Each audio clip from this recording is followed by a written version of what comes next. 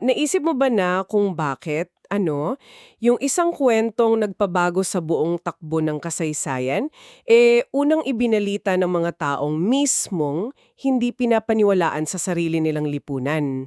Oo nga, parang counterintuitive, di ba? Isipin mo yan ng maigi, kaibigan.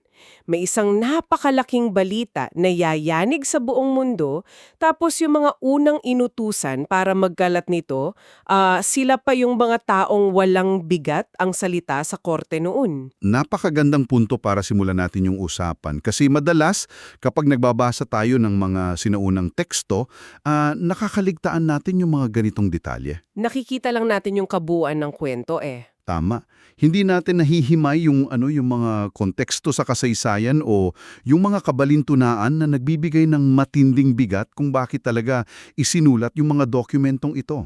Sa ating malalim na pagsusuri, sadyang ikaw ang kausap namin, oo, ikaw na nakikinig na laging naghahanap ng mas malinaw at malalim na kaalaman nang hindi nalulunod sa sobrang daming impormasyon. Titingnan natin ngayon yung mga sinaunang manipesto, mga dokumento mula sa unang siglo, tapos pati na rin yung mga philosophical na teksto gaya ng mga isinulat ni C.S. Lewis.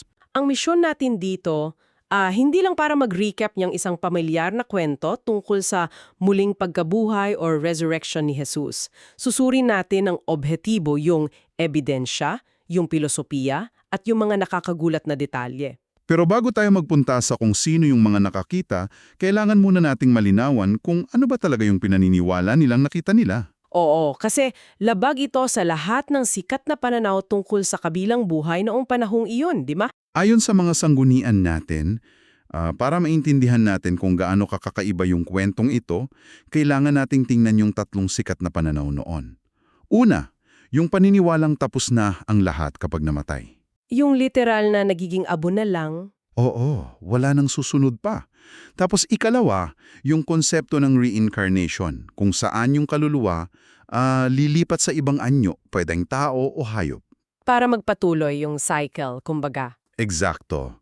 At ikatlo, yung paniniwala ng mga Griego na pagkatapos mamatay yung kaluluwa makakalaya mula sa pisikal na katawan at mabubuhay bilang isang purong espiritu o multo.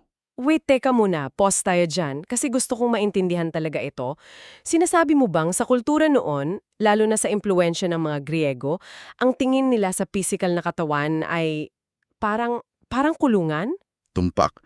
Para sa kanila, yung material na mundo ay mababa. Tapos yung espiritual na mundo, iyon yung perfecto. Kaya yung parang bumalik ka sa physical na katawan ay parang purusa imbes na reward? Oo, parang pagbabalik sa bilangguan ng laman.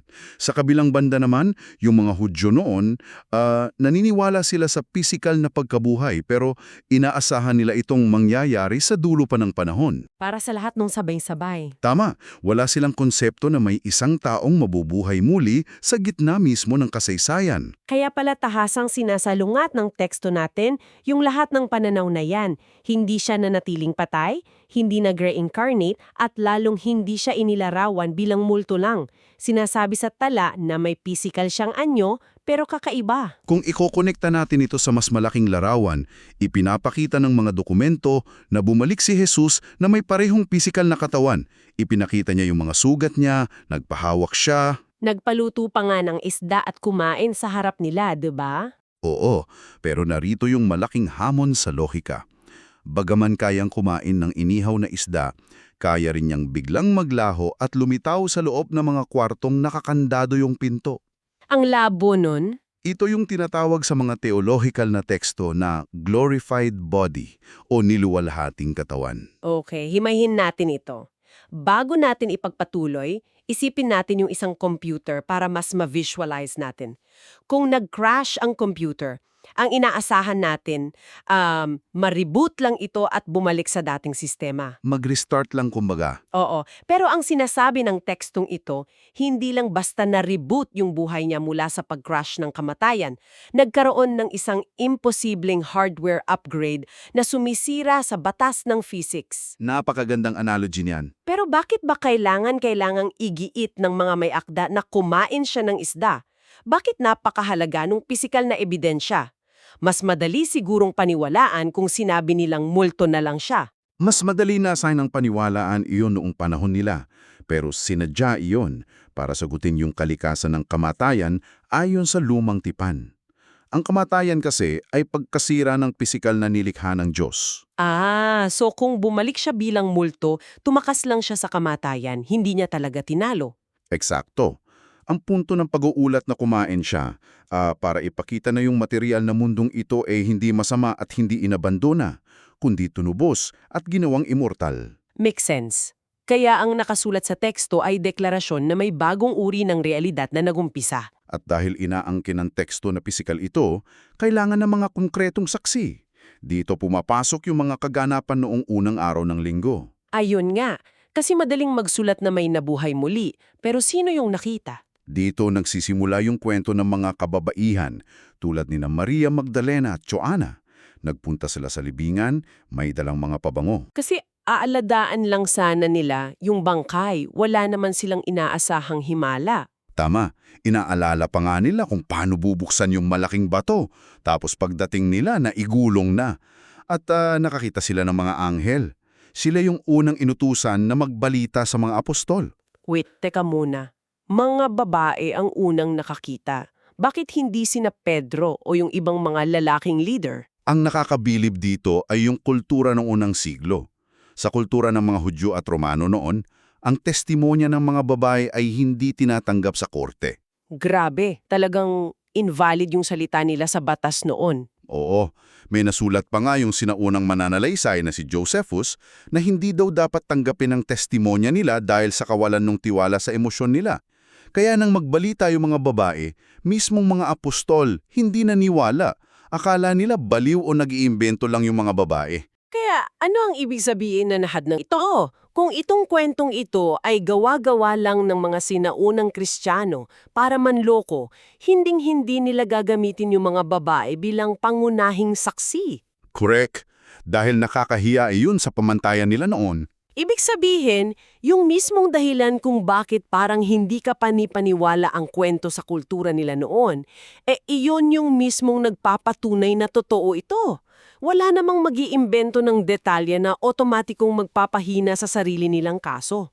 Tinatawag yan ng mga historiador na criterion of embarrassment o argumento ng kahiyan. Kung inimbento lang nila, ginawa na sana nilang perpekto at lalaki ang unang nakakita. Kahit nga si Pedro, natigilan noong nakita niyang nakatupi ng maayos yung mga telang pamuna sa libingan. Oo, kung ninakaw yung katawan, bakit pa mag-aabala yung magnanakaw na magtupi ng tela, di ba? Tama, nagdulot iyon ng pagkakalito imbes na mabilisang paniniwala. Habang naguguluhan ang mga nasa Jerusalem, may isang tahimik pero napakabigat na tagpo sa isang kalsada. 7 milya ang layo mula sa syudad, yung papuntang Emmaus. Opo, ito yung naglalakad na dalawang tagasunod. Malungkot sila, pinag-uusapan yung trahedya noong Biyernes, tapos may estrahero na sumabay sa kanila. Na si Jesus pala, pero pinigilan silang makilala siya. Oo, ikinukwento nila na nawasak yung pag-asa nilang si Jesus ang magliligtas sa Israel mula sa imperyo ng Roma. Pause ulit tayo. Bakit ganun yung konsepto nila ng Mesiyas? Kasi ang pananaw lohon, ang Mesiyas ay isang malakas na haring militar na papatay sa mga kaaway at magbabalik ng kalayaan ng Israel. Kaya nung ipinako siya sa krus, para sa kanila patunay iyon na hindi siya yung Mesiyas. Ganap, nagkaroon sila ng matinding cognitive dissonance. Pero doon, gumawa si Jesus ng isang masterclass. Ginamit niya yung lumang tipan tulad ng propesya sa Isaiah 53 para ipaliwanag na kailangang magdusa yung Mesiyas hindi para talunin ang Roma, kundi para talunin yung kasalanan at kamatayan. At dito natin makikita yung pag-uugnay sa pinakamalalim na mensahe ng teksto. Bago mamatay si Jesus sa krus, isinigaw niya yung salitang Griego na tetelestai. Ano ba yung bigat ng salitang iyan? Yung tetelestai, hindi iyan simpleng pagsuko. Isa iyang technical na termino sa negosyo noon na ang ibig sabihin ay paid in full o bayad na ng buo. So kapag nabayaran mo na lahat ng utang, yan yung isusulat sa dokumento mo. Eksakto. Nang isigaw iyon ni Jesus, nagdedeklara siyang inako na niya at nabayaran ng buo yung parusa ng kasalanan. Wala nang kulang. Ipagpalagay natin para mas malinaw sa nakikinig. Isipin mong may bilyon-bilyong utang ka na hindi mo kayang bayaran, tapos handa ka ng makulong. May mayamang nagbayad para sa'yo. Paano mo mapapatunayan sa lahat na malaya ka na? Kailangan mo ng resibo. Tama. At yung walang lamang libingan, ang resibong ibinigay para sa atin. Ang muling pagkabuhay, ang opisyal na katibayan na tinanggap ng Diyos yung bayad. Anong mararamdaman mo kapag nalaman mong hawak mo na yung resibong nagpapalaya sa'yo? Nakakagaan ng loob yun. At ayon sa teksto, sa Emmaus, nung hatiin ni Jesus yung tinapay at nakilala siya nung dalawa, doon nila nakita na totoo yung resibo. Biglang nagbago yung pananaw nila at nawala yung takot nila. Dito talaga nagiging napakawili-wili ng usapan. Ngayong nailatag na natin yung ebidensya at kahulugan, kailangan nating harapin yung huling tanong. Sino ba talaga yung taong ito? Kasi maraming tao ngayon na may pananaw na, Na isa lang siyang dakilang moral na guro, pero hindi siya Diyos, di ba? Oo, gusto nilang ilagay si Jesus sa isang komportableng middle ground. Opo. Nagbubukas ito ng isang mahalagang tanong. Posible nga ba yung middle ground na yon? Dito papasok yung sikat na konsepto ni C.S. Lewis na lunatic, liar, or Lord. Bakit imposibleng ituring lang siyang dakilang guro? Marami namang mga pilosopo noon na nagturo ng magagandang aral nang hindi nag-a-acclaim na Diyos sila. Dahil nag-claim si Jesus ng malalaking bagay na hindi sinabi ng ibang guro. Paulit-ulit niyang inangkin na kaya niyang magpatawad ng kasalanan, na iisa sila ng Diyos at siya ang babalik para maghusga sa dulo ng panahon. Ayon kay Lewis, hindi pwedeng middle ground kung ganyan ang mga claims mo. Dito na magiging sobrang interesting ang usapan. Kung may lumapit sa akin sa kalye ngayon at sinabing, pinapatawad na kita sa kasalanang ginawa mo laban sa ibang tao kahapon, iisipin kong sira ang ulo nito. Himayin natin yung unang option ni Lewis. Paano kung sinabi niya yun, tapos alam niyang hindi totoo? Ibig sabihin, isa siyang sinungaling o liar. Kung naloko lang siya at hinayaan niyang mamatay yung mga tagasunod niya para sa isang kasinungalingan, hindi siya pwedeng maging dakilang guro. Napakasama niyang tao kung ganon. Okay, pumunta tayo sa ikalawa. Paano kung naniniwala talaga siya na Diyos siya, pero hindi naman pala? Ayon kay Lewis, kung ganon, isa siyang baliw o lunatic. Tulad daw yan ng taong kumbinsido na siya ay isang nilagang itlog. Hindi mo rin pwedeng pagkatiwalaan ang turo ng isang taong wala sa katinuan. At dyan tayo pinupush ng dokumento na magdesisyon.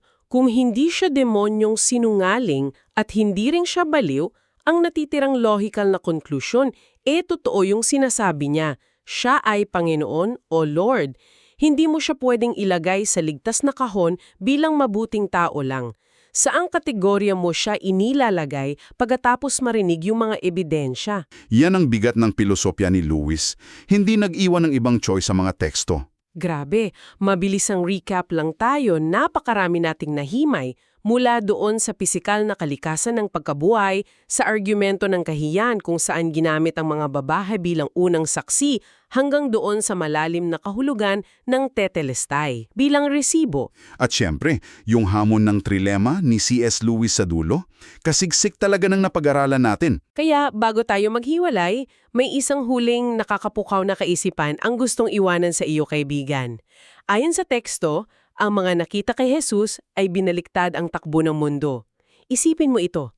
Ang mga apostol na ito ay mga duwag, nagtatago at labis na takot mamatay noong araw ng Biyernes. Nawalan na sila ng pag-asa noon eh. Oo, ngunit ilang linggo lang ang lumipas, bigla silang humarap sa publiko, handa nang ipapatay at pahirapan nang hindi man lang binabawi yung mga sinasabi nila. Walang sinuman ang maluwag sa loob na mamamatay para sa isang bagay na mismong sila lang din ang nag-invento. Tama. Kung walang tunay na himalang nangyari, paano maipapaliwanag yung biglaan at radikal na pagbabago sa sikolohiya ng mga taong ito? Siguro, ang pinakamalakas na patunay ng isang katotohanan ay hindi lang nakikita sa mga lumang dokumento, kundi sa kung paano nito kayang ganap na baguhin ang takot ng isang ordinaryong tao tungo sa walang katapat na tapang. Hanggang saan ang kaya mong panindigan batay sa isang bagay na naranasan mo mismo? Napakagandang tanong na babaunin natin. Maraming salamat sa pagsama mo sa amin. Ikaw na laging nag-aaral at nakikinig. Patuloy kang magtanong, maghanap at matuto. Hanggang sa muli nating pagsasama dito sa isa na namang malalimang pagsusuri.